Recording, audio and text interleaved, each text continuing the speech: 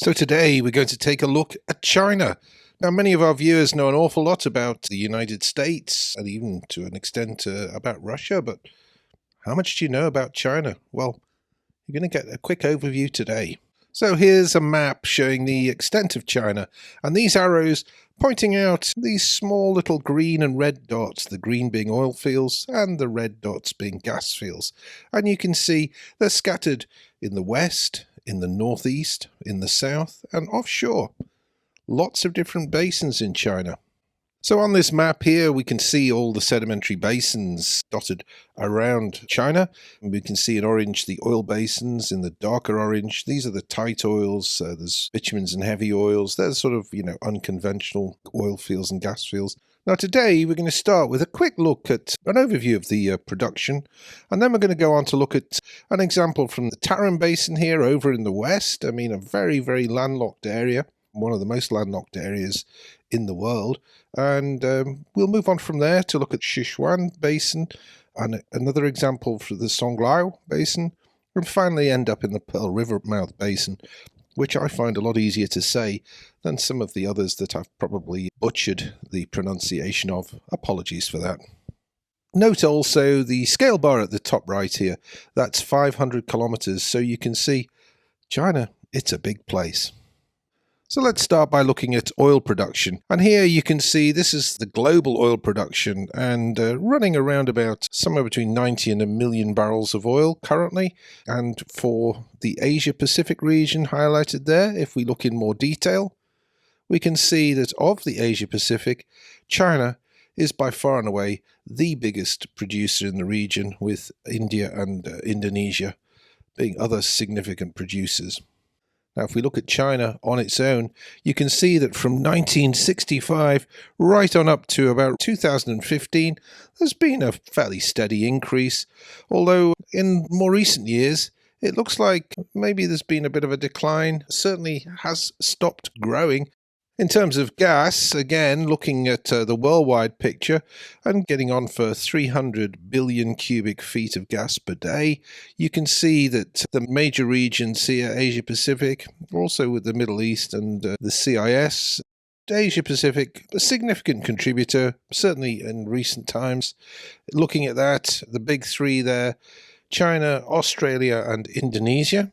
And looking at China, well, you can see things have really taken off from the early 2000s, and there's been a kind of a linear growth since then to over 20 billion cubic feet of gas per day. And it doesn't look like there's much indication that that growth is slowing down at this time.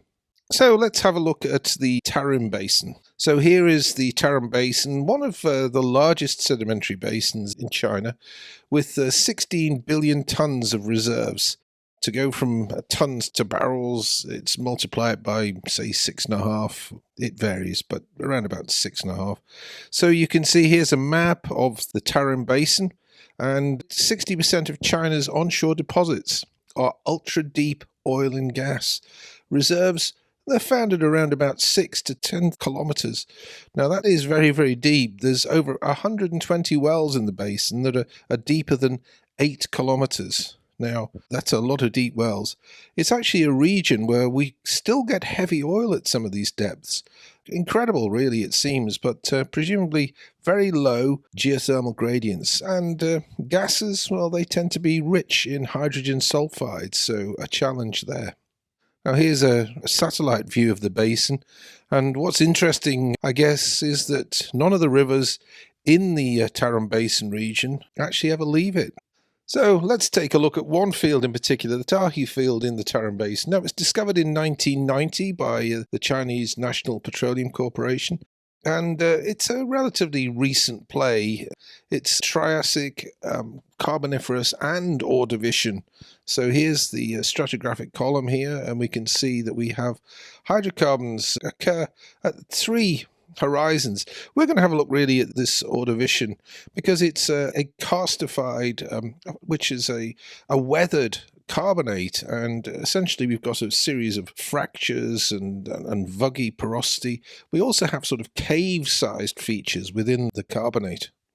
And yet, across this field here, it accounts for around about 4.3 billion barrels of reserves and is doing the order of 100,000 barrels of oil per day. Now, this is our entry in TROVE. You can see, even for this field here in the Tarim Basin, we have a lot of information, so you always know TROVE's the place to go if you want to find out about places anywhere in the world. So here's some figures from CNC Reservoir for the karstic reservoir at the Tahe Field in the Tarim Basin, and you can see caves, there's fractures and sort of vuggy porosity, and also at the bottom there we see some attic oil. So the operators reported that they've had an incremental 5% increase in recovery factor. How? Well, with some watered out oil producers, they've turned them into injectors and they've flushed the bypassed oil out of deeper isolated caves and fractures and vugs and up dip into other producing wells. Also, they've actually injected nitrogen and formed a secondary gas cap at the top of the reservoir, thereby driving the attic oil down into wells where they have perforations to produce. Now, when we look at carbonate reservoirs, well, you're surprised perhaps to see that something that's as big as this 4+ billion barrel field, the mean, or the modal porosity here is only of the region of about 6% in the karst. These caves are actually filled with a lot of other debris and sandstones. All sorts of different lithologies can fill these caves, but on average, only some 6% porosity. The dissolved vug reservoir, that's given a modal porosity of just 3.5%. And looking at the fracture reservoir, the fractures only 1% porosity. So very, very low porosity, but very high permeability. So here's a very recent announcement made by Sinopec. Here's a picture of a rig. I've never been on a land rig that's the size of this one. It's absolutely enormous. But it's actually the deepest onshore well in Asia. It's the Yujin 3. It's also known as Project Deep Earth Number 1.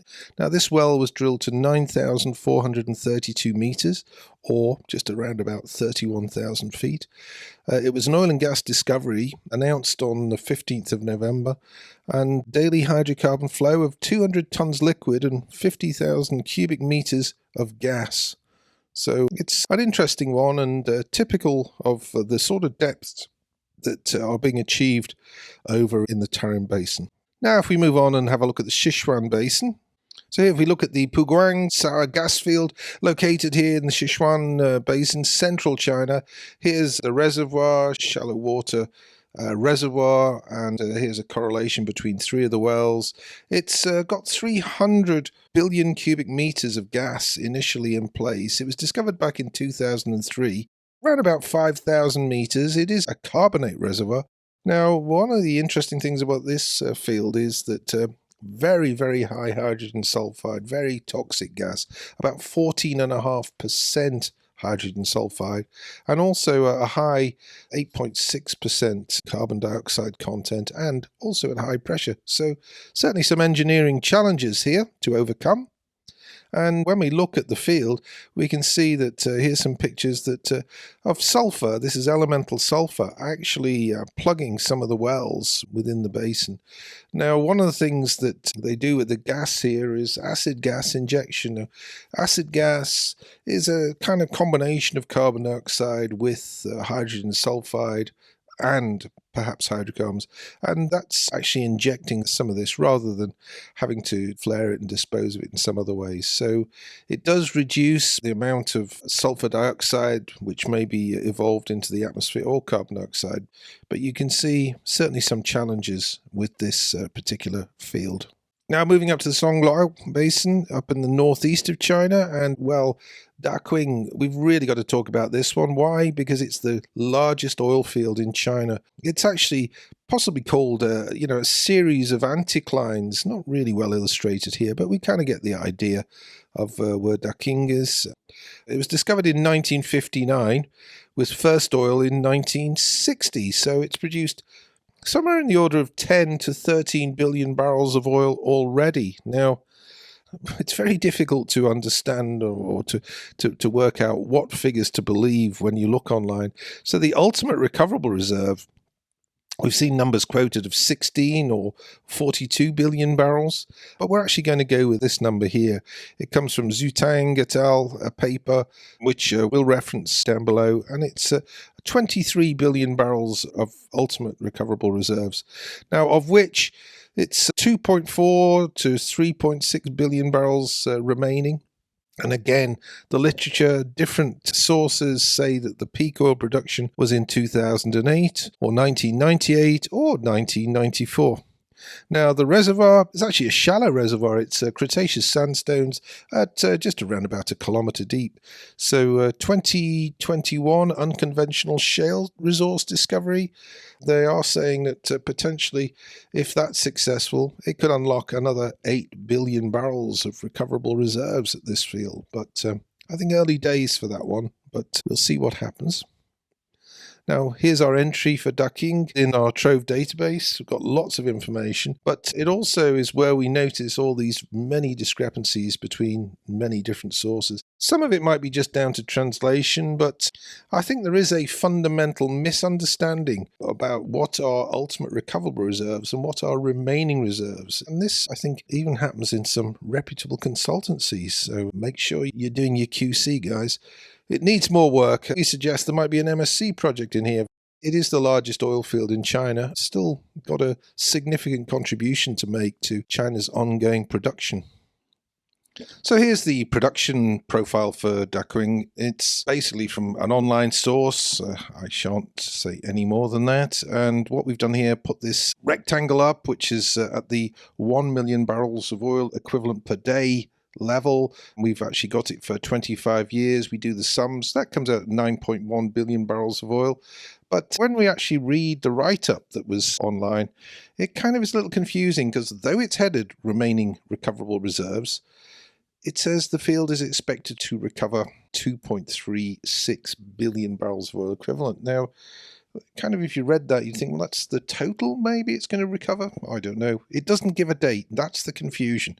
So if you are going to quote remaining recoverable reserves, it always has to have a date associated with it. And that's seen clearly in this little ad here. So what you can see is a different projections into the future. This was made back in 2008, so it was some time before the information that was produced here. But you can actually notice that, well, look at the shape of the production profiles. They're different. Which one's correct? Also, there are different scenarios for going forward, you know, when we project into the future. And look, it's all the way out to 2060 on these projections.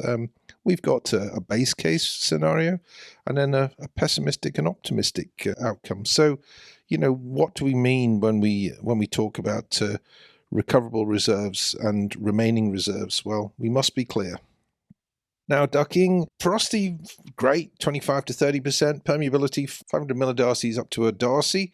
It is a high wax crude, and but low sulfur. It's a mature water flood. It's had trials for tertiary recovery, so they would be microbial techniques and sort of polymer surfactant injection. So, you know, they've been trying water injection for many, many years, but now moving on. And most recently we heard that they're looking at some unconventional potential within the field area. One of the comments, after more than 50 years of production, the field is depleted quickly. It may be a translation because, you know, at 300 million barrels every year, I would say that this field has not done too badly, really, has it? Okay, moving on. Now let's have a look at the Pearl River Mouth Basin. So CNOOC have got a drilling campaign going on in the Pearl River Mouth Basin. It's a 7-well program in the Luan block, which is ultra deep water. Now it's estimated that there's some 250 billion barrels of oil equivalent initially in place down in the deep water South China Sea. Here's one of the fields here, Luan 3-1. It was discovered back in 2006. And you can see on this section here that multiple reservoirs with gas in, with water. And you can see various contacts within these sands in Oligocene to Miocene aged sandstones. This is a big shale diaper. And the shallower levels, around about 3,000 meters, they've been charged up this fault system. But also, hydrocarbons are shown to be perhaps coming up the edge of this thing, going into the aquifer, and then filling up the structure over here. There's our entry for the 131. You can see lots of information, much more in TROVE. Another example of a recent development is, again, CNOOC, again, the Pearl River Mouth Basin, and it's the Lufeng 12-3 oil field, which came on stream in September 2023. And if we go further north to the Bohai Sea, which is in this area here, Bohai Bay Basin, we can see that the Bozong 19-6 gas condensate field was on stream as of November 2023. Now, together, these fields helped to boost CNOOC's domestic production by 6.7% in 2023. Now, here's some information that we find, but it is rather confusing. It looks like back in 2020, this field was announced as coming on stream, Bozong 19-6. Here's a picture of it. And here now we see the same field coming on stream in 2023. Now, presumably this is an early production system, and this is a fuller follow-up development, but that's the sort of confusion you get when you try and find out what's happening with these fields. So, caveat emptor, I guess. Well, what's going to be happening in the future? Well, like this Westwood Insight, and they're saying that about 28% of all the global land rig activity will actually take place in China by 2027. There is a drive to increase domestic production. So here's an article from the Financial Times. It states that peak oil, well, for China, its peak oil is all about peak demand, and it might be that peak demand is going to be this year, 2023, or certainly by 2030. And the reasons for that is that China's economic growth, it's slowing. Now, China has accounted for about half of the global increase in oil demand since the year 2000. But that growth cannot be maintained. This graph here shows the USA, Europe, and Japan all declining in the amount of oil that is used and its percentage of global oil use. And you can see that China, until very, very recently, has been increasing steadily from the turn of the millennium. And in the recent years, it looks like it's been declining away. India here is still kind of growing at a slower rate. Now, China is expected to move from oil and gas to EVs and coal. Despite being the largest petrochemical producer in the world and recent deals done with INEOS and Aramco in country, it still is going to be a decline in the demand for oil and gas. But both Sinopec and CNOOC have indicated that there's going to be increases in their budget, and they're going to be targeting domestic production growth. So there is a push and more capital being spent to actually try and grow domestic production. So what does all this mean in terms of emissions? Well, EVs sounds like a great idea, but where does the electricity come from? How's it generated? That's what we really need to know. And here you can see that China has got a heavy reliance on coal for power, like India, accounting for over 50% of all the power that's generated. We can see on this graph on the right here that China's emissions per capita has been creeping up over the last few decades. But this is emissions per capita. Now, China's got a population of 1.44 billion people as of 2021. Now, does the number really tell the true story? It's a lot of emissions. We know that coal is the worst energy source for greenhouse gas emissions. But what is the driver? Well, in the case of China, they're very, very concerned that if there is an escalation in tensions in the region, that they are reliant on a lot of oil coming in from the Middle East, for example. And one of the weaknesses that's identified by just about everybody in the world is the Malacca Straits. If a foreign power was to blockade the Malacca Straits, then all the oil supply coming from the Middle East towards China, well, it would get shut off.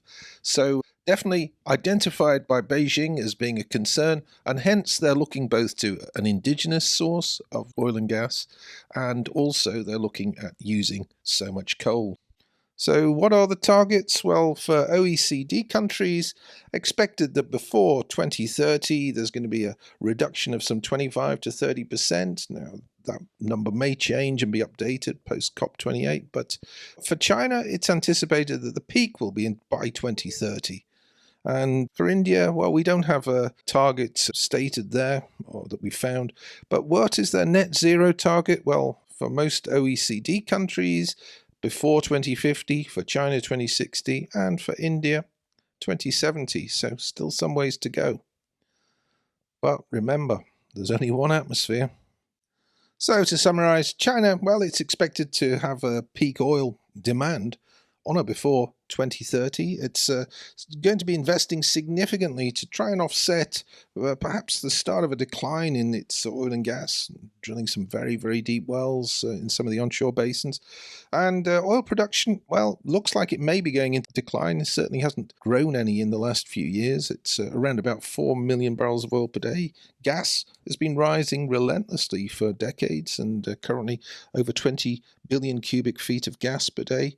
Now, Beijing, they're making decisions based on the geopolitics, concerns about the seaborne route, looking to increase domestic production of oil and gas, and putting a lot more emphasis on coal. But coal is probably the worst fuel when it comes to global greenhouse gases. So, yeah, it's a balancing act. Interested in oil and gas in China? Well, if you want to find out more, get in touch. TROVE has the data you need. Please subscribe. We've got over 4,000 subscribers to our channel now. Invite your colleagues to join in. You get lots of information here on our TROVE News channel. Take care and happy Christmas.